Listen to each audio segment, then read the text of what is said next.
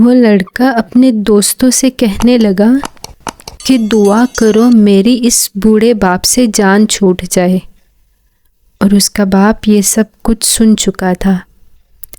شیخ Saadi کی یہ دلچسپ حکایت ہے ایک نافرمان بیٹے کی۔ شیخ سعدی کہتے ہیں کہ ایک شہر جس کا نام دیار بکر ہے میں ایک بوڑھے کا مہمان تھا جس کے پاس بے انتہا دولت تھی۔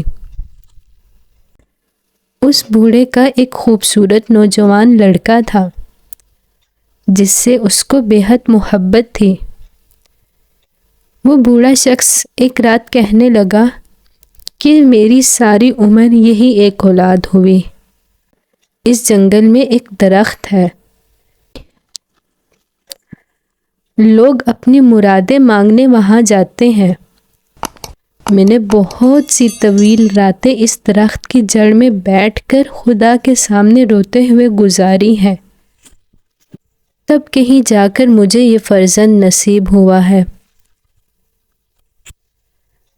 وہ بوڑھا شخص کہنے لگا، میں نے سنا وہ لڑکا چپکے اپنے دوستوں سے کہہ رہا تھا کہ اے کاش مجھے اس درخت کا علم ہوتا تاکہ میں وہاں جا کر دعا کرتا کہ اس بوڑھے باپ سے میری جان چھوٹے۔